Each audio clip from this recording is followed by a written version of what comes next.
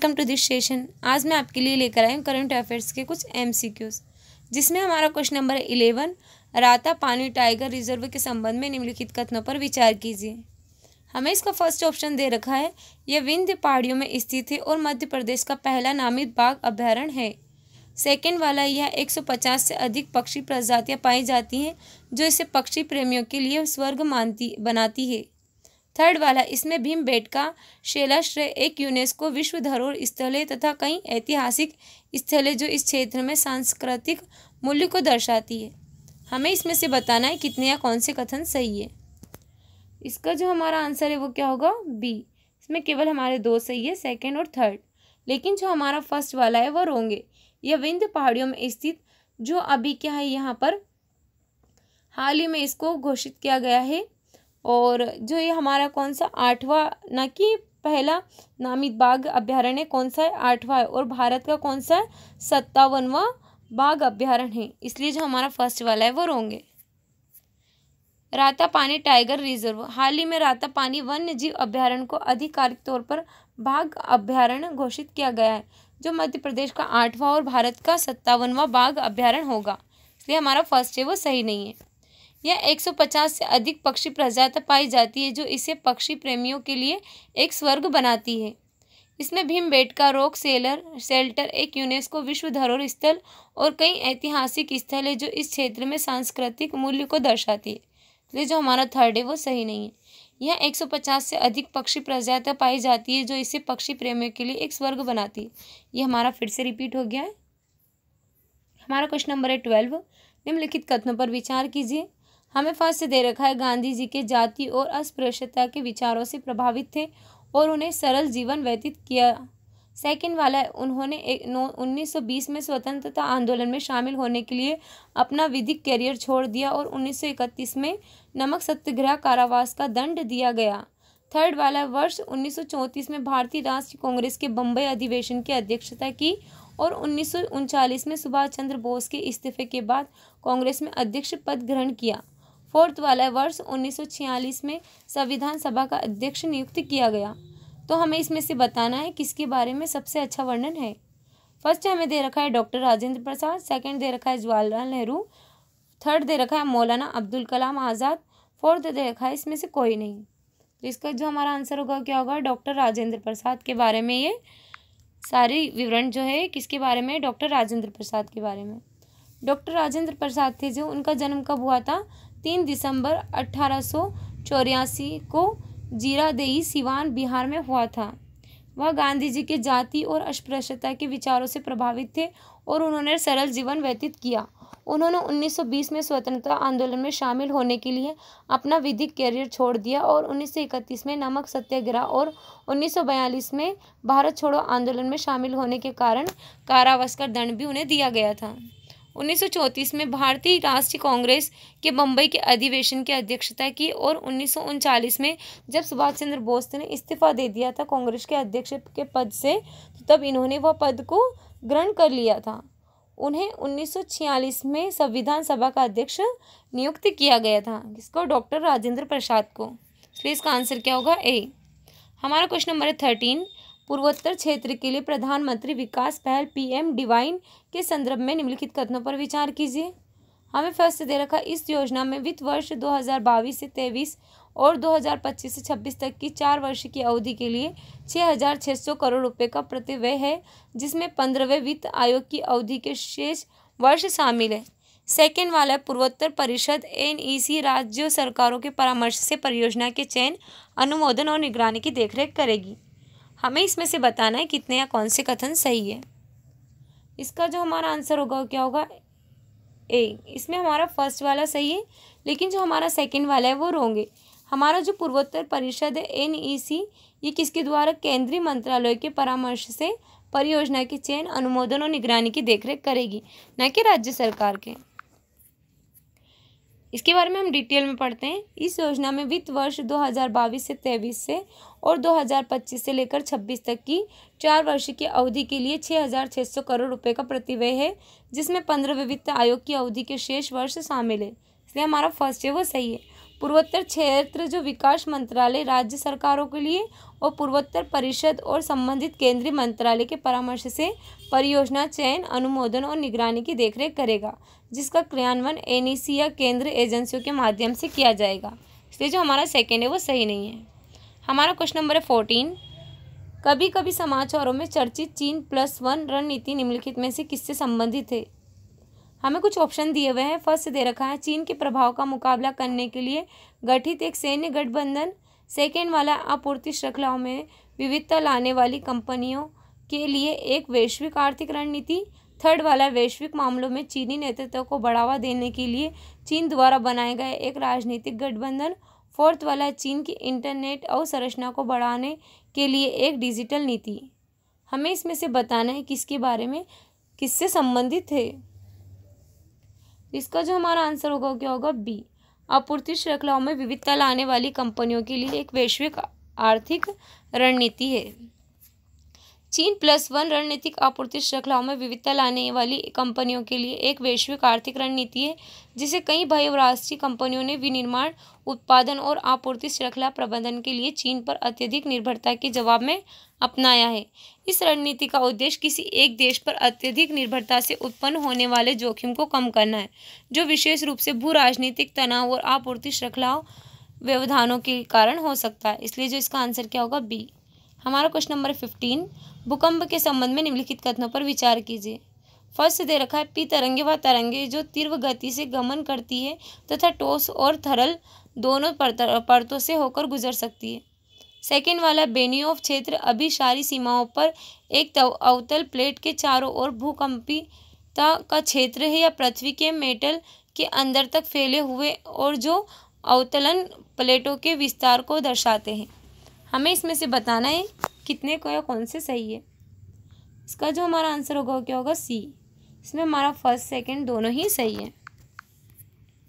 जो हमारा पी तरंगे वह तरंगे जो तीव्र गति से गमन करती है तथा ठोस और तरल दोनों परतों से होकर गुजर सकती है, इसलिए हमारा फर्स्ट है वो सही है। बेनियोव क्षेत्र अभिसारी सीमाओं पर एक अवतल प्लेट के चारों ओर भूकंपिता का क्षेत्र है या पृथ्वी के मेटल के अंदर तक फैले हुए हैं जो अवतलन प्लेटों के विस्तार को दर्शाते हैं, इसलिए सेकेंड वाला भी सही है। हमारा क्वेश्चन नंबर 16। निम्नलिखित युग्मों पर विचार कीजिए। हमें कुछ धार्मिक स्थल दे रखे हैं और उनके स्थान दे रखे हैं। फर्स्ट दे रखा है अकाल तख्त हिमाचल प्रदेश। सेकंड दे रखा है तख्त श्री केशगढ़ साहिब बिहार। थर्ड दे रखा है तख्त सचखंड श्री हजूर अबचल नगर साहिब पंजाब। हमें इसमें से बताना है कितने या कौन से कथन सही सुमेलित है। इसका जो हमारा आंसर होगा क्या होगा? डी। इसमें से हमारा कोई भी सही सुमेलित नहीं है। जो हमारा अकाल तख्त है वो कहाँ का है? हमारा पंजाब का।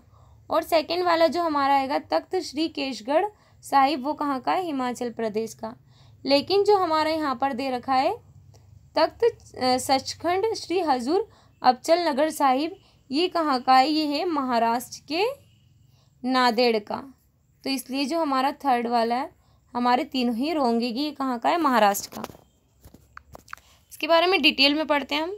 भारत में सिखों के तख्त हैं अकाल तख्त या स्वर्ण मंदिर परिसर अमृतसर पंजाब में स्थित है, इसलिए जो हमारा फर्स्ट वाला है वो सही सुमेलित नहीं है।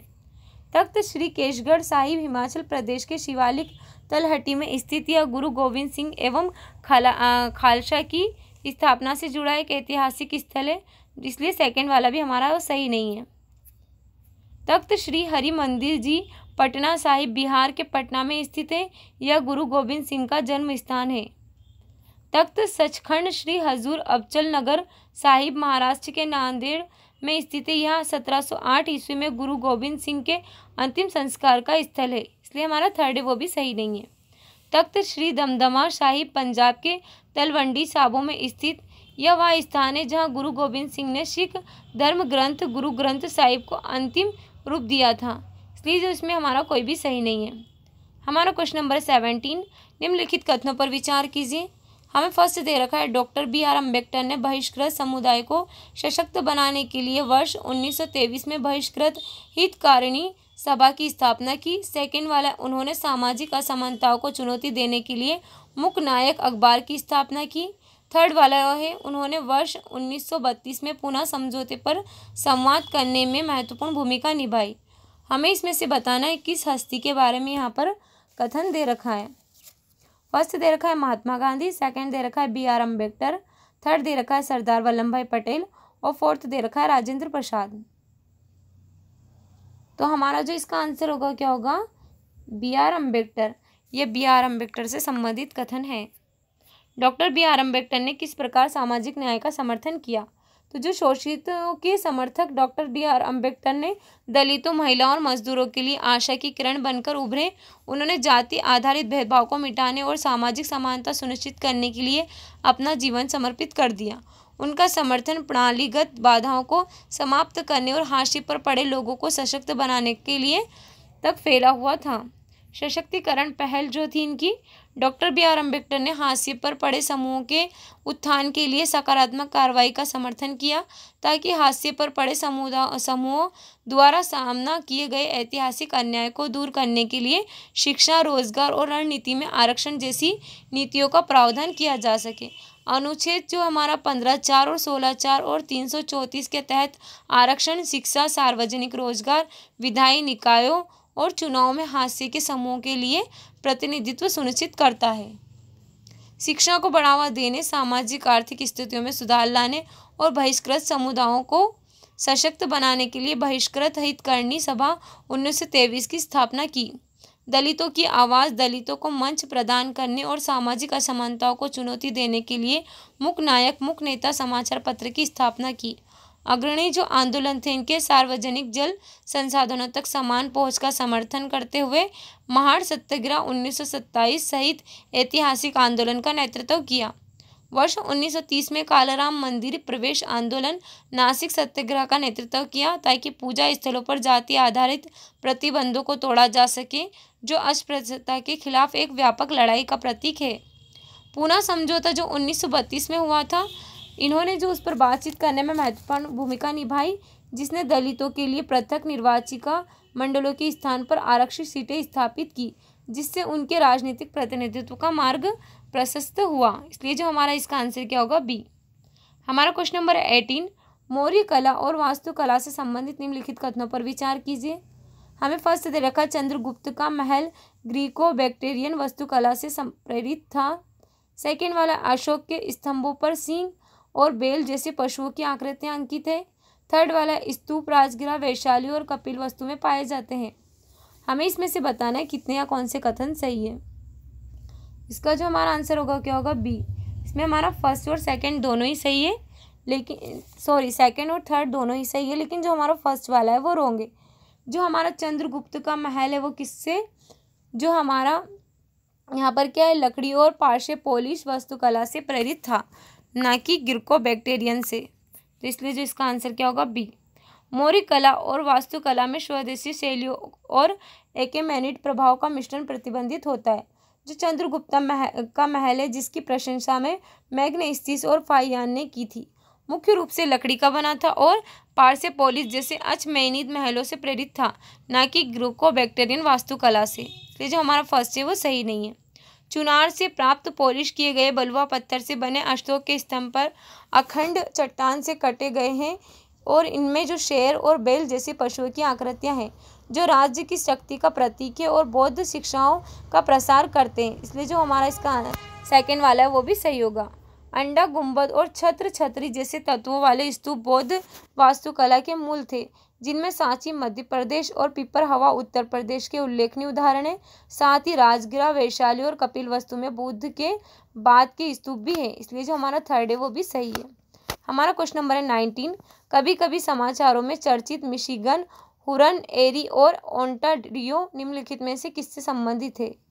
फर्स्ट दे रखा कनाडा में राष्ट्रीय उद्यान, सेकेंड वाला उत्तरी अमेरिका की महान झीलें, थर्ड दे रखा है मेक्सिको की प्रमुख नदियाँ, फोर्थ दे रखा है अफ्रीका में यूनेस्को विश्व धरोहर स्थल। तो हमें इसमें से बताना है किससे संबंधित है। तो हमारा जो इसका आंसर होगा वो क्या होगा, उत्तरी अमेरिका की जो महान झीलें हैं उससे संबंधित है। उत्तरी अमेरिका की महान झीलें जो यहाँ पर सुपीरियर, मिशिगन, हुरन, एरी और ओंटारियो संयुक्त राज्य अमेरिका और कनाडा द्वारा साझा की जाने वाली महत्वपूर्ण मीठे पानी की झीलें हैं।